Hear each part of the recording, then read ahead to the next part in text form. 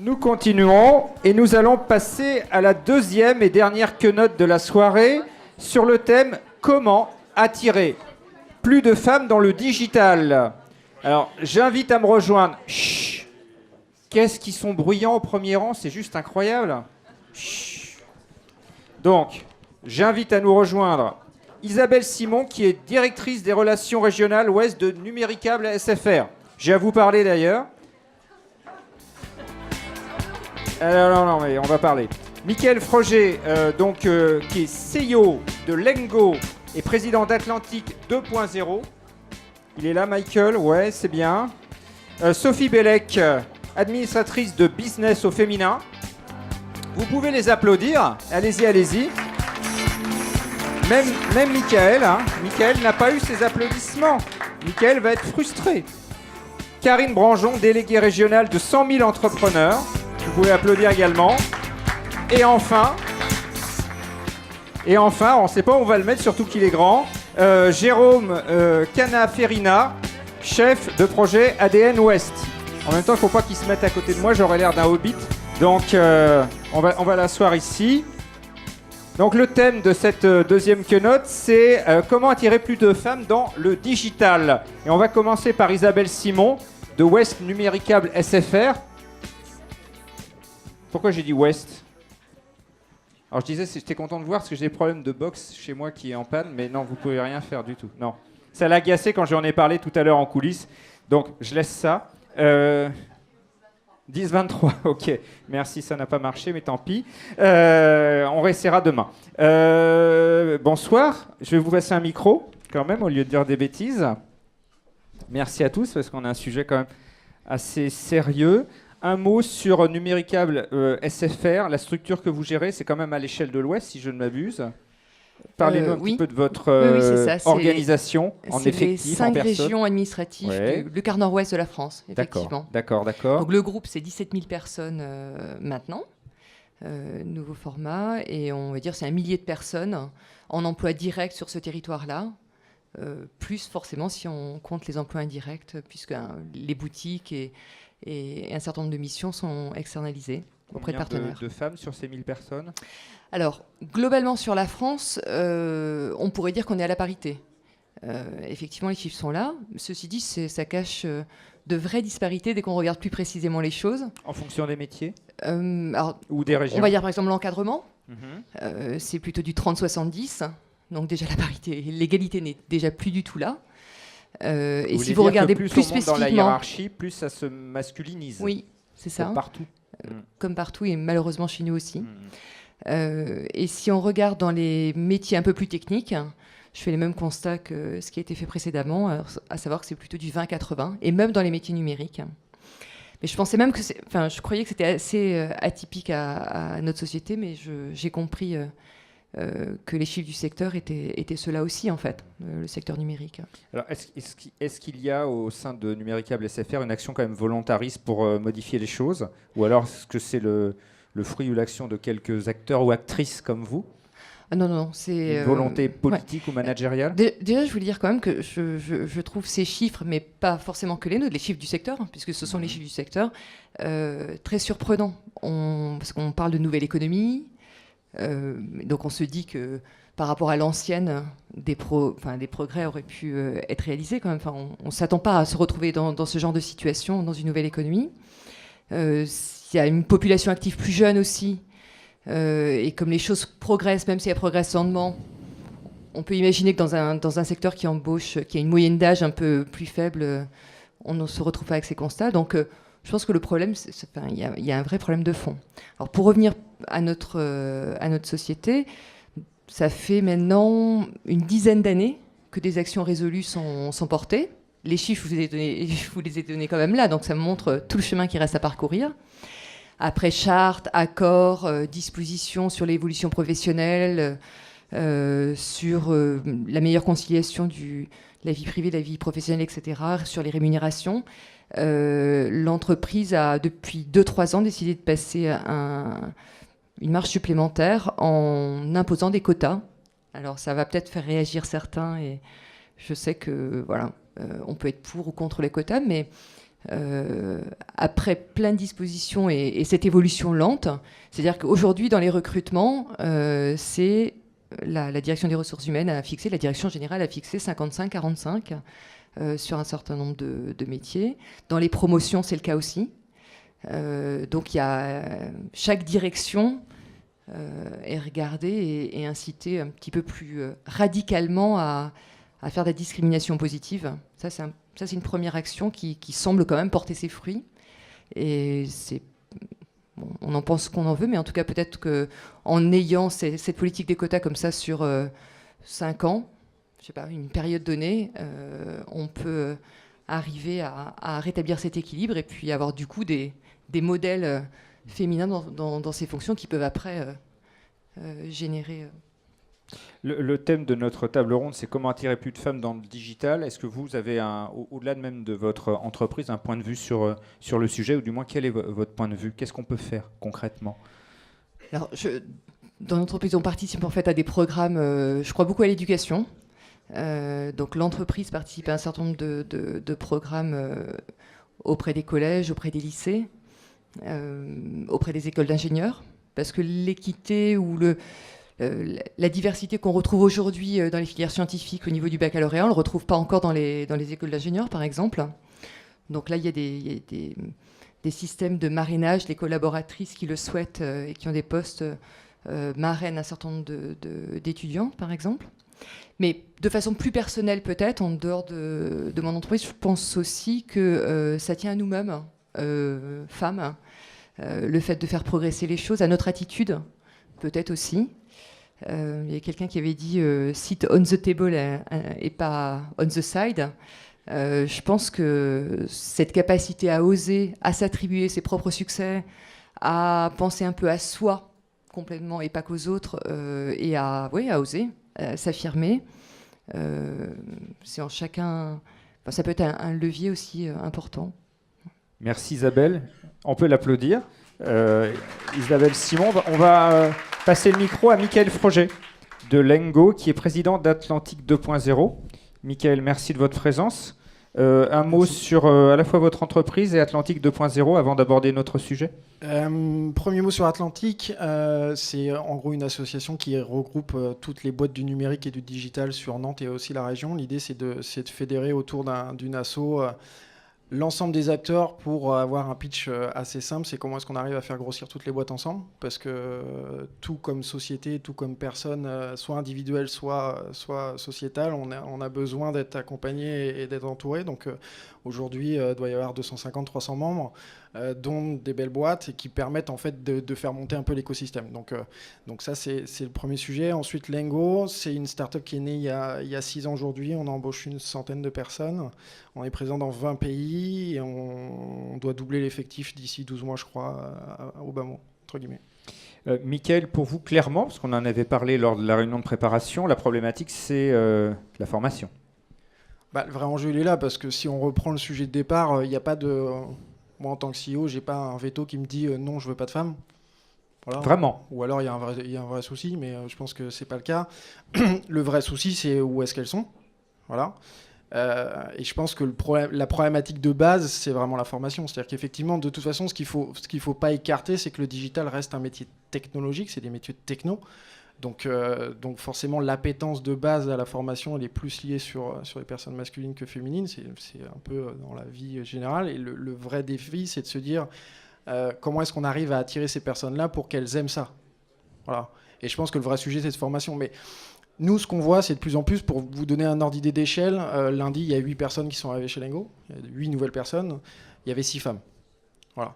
Mais entre guillemets, c'est pas forcément voulu ni non voulu. C'est juste qu'à un moment donné, vous avez des profils qui sont plus typologie féminin. C'est-à-dire que nous, il y a une parité qui frôle les 50% maintenant aujourd'hui en termes de femmes et hommes, ce qui est très particulier pour une boîte comme la nôtre. Mais c'est aussi parce qu'on a beaucoup de personnes au niveau des sales, des commerciaux, mais aussi du marketing ou de la com. Donc pour moi, le vrai sujet, c'est comment est-ce qu'on arrive à former. Et ça, dès le départ. Vraiment dès le départ. Et comment est-ce qu'on arrive à donner envie, en fait, aux femmes de dire non, vous avez moyen de le faire. Et aujourd'hui, nous, on a 3 femmes dans la technique en termes de développeurs qui sont aujourd'hui, font partie clairement des meilleurs développeurs qu'on a chez Lengo. Alors justement, Je sens qu'il y a des bavards dans la salle, là, vous deux, là, mais elles sont infernales. On ne s'entend plus. Non, je vous culpabilise, mais soyez attentifs et attentifs, s'il vous plaît. Des actions concrètes, des propositions concrètes, Mickaël, pour justement améliorer les choses. Parce que c'est bien de dire on veut de la formation, etc. Qu'est-ce qu'on peut faire concrètement? Et est-ce que Atlantique 2.0 fait des actions qui vont dans ce sens-là? Alors, Atlantique ne va pas faire des actions proprement dit, parce que c'est pas votre job. C'est ce que j'allais dire. Il faut savoir aussi se remettre à sa place de manière très factuelle et très pragmatique. Par contre, nous, on va être capable de favoriser beaucoup d'actions. Donc, ce que peut faire par exemple Jérôme sur son idée, mais c'est juste de dire comment est-ce que nous, on arrive à aider ces actions-là et à fédérer et dire oui, c'est bien ce que tu veux, viens. Et fais ça avec nous. Donc nous, on n'a pas vraiment de proposition en disant on fait comme ça et ça va marcher. Ce qu'on sait juste, c'est que nous, on arrive avec un état de boîte qui recrute et dire voilà, il y a un problème ici, voici le constat, on a un manque ici, on n'a pas de manque ici, on a un manque ici, et de favoriser les actions et de leur dire n'hésitez pas à y aller. Nous, notre boulot, il est plus là-dessus, plus que de vraiment proposer des choses dans les lycées, de dire il faudrait que vous fassiez comme ça. Atlantique 2.0, vous avez un conseil d'administration, un bureau, j'imagine. Ouais. Vous avez homme-femme, c'est comment? Compliqué. C'est compliqué. Mais oui, mais de toute façon, on a tous le même débat. C'est plus vous commencez à monter, et plus c'est compliqué. Chez Lengo, dans le comité de direction, il y a une femme. On est 7. Voilà. Donc voilà.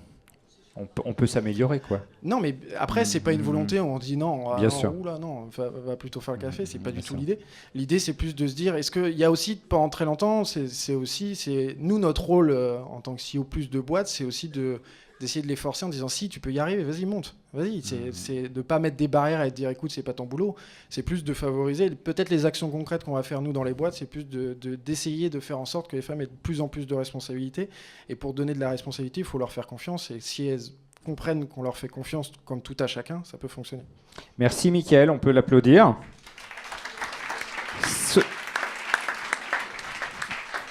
Maintenant, nous allons parler avec Sophie Bellec, qui est administratrice de Business au féminin. Bonsoir Sophie. Bonsoir. Ça va bien? Ça va très bien. Alors, Business au féminin, un mot pour nous présenter votre structure. C'est une association, c'est un réseau? Les deux. Les deux, comme nous, la PECOM. Oh, ça colle. Hop. Donc, Business au féminin, c'est un réseau féminin qui a été créé en 2006 par Annie Sorel. Avec le constat que dans les réseaux d'affaires à Nantes, c'était très très masculin et que Annie, qui avait envie de créer quelque chose, ne s'y retrouvait pas. Donc elle a eu l'idée de créer Business au féminin. On s'est constitué en association en 2008 et donc on a une volonté de croître doucement pour rester un réseau où les gens se connaissent et peuvent travailler ensemble. Vous êtes combien? Et donc on est une petite cinquantaine. D'accord. Votre action? Alors notre action, à quoi ça sert? Alors l'objet, c'est vraiment de promouvoir la place des femmes dans les organisations. Donc on est il y a des créatrices d'entreprises, il y a des consultantes, il y a des dirigeantes, il y a des cadres. On essaye d'être un panel le plus vaste possible. Et bien par exemple, on a participé, on est impliqué beaucoup avec le CCO. Grâce à l'appui et à la volonté des riverains du CCO, on est pilote avec lui sur le projet des fameuses, qui consiste à mettre en lumière des femmes expertes, compétentes dans l'Ouest, pour, par exemple, qu'on fasse plus appel aux femmes dans les médias en particulier, ou dans les tables rondes, ou pour être aussi modélisante à ce niveau-là. C'est un exemple. On a aussi une vocation d'entraide entre nous, hein, de donner de la confiance, de discuter entre nous de ce qu'on peut faire. Et on constate que les personnes qui sont membres de l'association nous disent « bah oui, moi j'ai osé demander, j'ai osé faire, j'ai osé postuler sur un poste auquel finalement sur lequel je ne me projetais pas parce que je me sentais soutenue ». C'est vraiment nos actions, c'est celle-là. Alors, sur le digital, les freins et les leviers d'attractivité, la formation Alors, moi, je suis ici, enfin, j'ai deux casquettes. Je suis administratrice de BSFM, mais je suis aussi consultante en recrutement. Et donc là, c'est intéressant d'avoir ce point de vue-là. Là, je suis sur j'accompagne des entreprises dans leur recrutement, alors, pas que dans le numérique, mais entre autres dans le numérique. Donc, ce qu'on constate, alors c'est vrai qu'il y a que 30% des effectifs du numérique qui sont occupés par des femmes, mais là aussi dans le numérique, il y a des postes où il y a des surreprésentations féminines. C'est-à-dire que les femmes ont investi le champ rédactionnel, le champ relationnel. Donc, par exemple, je crois, les chiffres du Syntec, je crois, les community managers, il y a 50% de femmes, 55% de femmes même, je crois que ça augmente. Donc il y a quand même des femmes, mais une fois de plus, elles sont dans la com, le marketing, le relationnel, et pas dans la technique. Alors, que faire ? Il y a deux choses. Évidemment, on va tous avoir le même discours, et il y a des gens comme Karine ou Jérôme qui sont vraiment là pour agir à ce niveau-là. C'est la formation initiale, mais c'est même pas... c'est avant l'école d'ingénieur. C'est faire qu'il y ait plus de filles qui rentrent dans les écoles d'ingénieurs. Donc faire qu'en troisième, les gamines, elles commencent à se projeter sur tiens, je pourrais faire une filière scientifique et pas pour faire médecine ou pas pour faire biologie. Enfin, j'ai rien contre la biologie, mais ça peut être du numérique, ça peut être un truc hyper technique. Donc c'est bien en amont de l'école d'ingénieur, parce que l'école d'ingénieur, c'est déjà trop tard. Moi, j'interviens à l'école des mines, il y a des promos où il n'y a pas beaucoup de filles quand même. Et c'est vrai pour le numérique, mais c'est vrai aussi pour tout ce qui est production, etc. Et ensuite, alors... il y a peut-être quelque chose à faire au sein des entreprises, peut-être puisqu'il y a très peu de femmes positionnées sur des postes techniques. Il y a peut-être des cartes à jouer, mais ce n'est pas des cartes de court terme non plus. Ça ne permet pas de pourvoir un poste en 2 mois. Peut-être de mobilité interne ou de formation, d'identifier des potentiels, des filles qui sont rentrées dans l'entreprise par un poste de community manager, par exemple, mais qui ont une appétence pour la technique qu'elle n'avait peut-être pas laissé émerger parce que tout le système avait contribué à ce que ça n'émerge pas, peut-être investir sur elle en formation et du coup recruter en externe sur des postes où c'est plus facile de recruter. Mais c'est vrai qu'aujourd'hui, je regardais, pour venir, j'ai fait l'historique de quelques recherches. Alors sur ma petite base de données perso, sur chef de projet, j'avais à peu près 16% de candidatures féminines, et sur des postes de développeurs que j'ai fait plus récemment, ça m'est arrivé d'avoir 2%. C'est-à-dire j'avais 39 dossiers, j'avais 1 dossier de filles. Alors je veux bien faire de la discrimination positive, mais j'ai pas, si là-dessus il n'y avait pas de matière, je peux pas. Même si je le voulais, ce qui de toute façon serait quand même compliqué dans mon métier, je peux pas. Enfin, sur un poste de développeur, je peux pas. Merci Sophie. On va passer à Karine Branjon. On peut applaudir Sophie, qui est déléguée régionale de 100 000 entrepreneurs. Bonsoir. Un mot sur ce qu'est votre réseau. Bonsoir. Donc, bonsoir. 100 000 vous parlez bien près du micro. Voilà. 100 000 entrepreneurs est une association nationale. Moi, je développe la région depuis 3 ans. Et notre vocation, c'est donc d'emmener des entrepreneurs, hommes et femmes, dans les classes, donc à partir du collège et du lycée, pour présenter leur parcours, leurs envies et leur structure, mais surtout en fait pour faire vivre un moment de partage à ces jeunes et comprendre que les entrepreneurs qui viennent devant eux ont un rêve, ont eu un talent, ont eu une envie à un moment donné, se sont lancés et expliquent avec le plus, j'allais dire, d'humanité possible quels ont été leurs freins, leurs peurs et comment, voilà. Donc l'idée, c'est de donner envie aux jeunes d'oser. Et voilà, donc nous, 100 000, c'est pas une action forcément typiquement féminine, mais on s'est rendu compte que dans nos effectifs, il y avait effectivement plus d'hommes entrepreneurs qui allaient dans les classes. Donc il était important pour nous de maintenir cette mixité. Et donc nous avons depuis 3 ans proposé au ministère aux droits des femmes la semaine de l'entrepreneuriat au féminin, qui permet, j'allais dire, de faire un peu de com autour, de sensibiliser en tout cas les femmes entrepreneurs à venir nous rejoindre, parce que nous souhaitons vraiment avoir de la mixité dans notre vivier d'entrepreneurs. Aujourd'hui, on est à 60% d'entrepreneurs masculins qui interviennent dans les classes et 40% de femmes.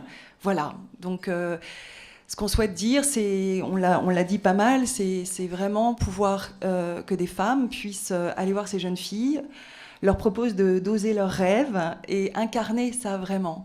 Et je vois Najette, je vois Bintou, je vois voilà, beaucoup de femmes qui participent. Et c'est donc très important que ces femmes du numérique nous rejoignent, comme tout autre entrepreneur femme, pour aller incarner le rêve, l'audace et comment on a pu oser un moment de sa vie.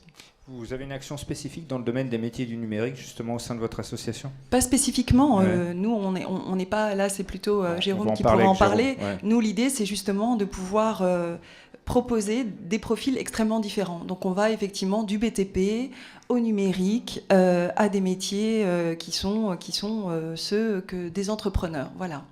Merci Karine. On va passer au dernier intervenant. On peut l'applaudir. Jérôme Canaferina, qui est chef de projet ADN Ouest. Bonsoir Jérôme, merci de votre présence. Bonsoir. Puis de prendre quelques UV là, dans la figure. Un mot sur ADN Ouest.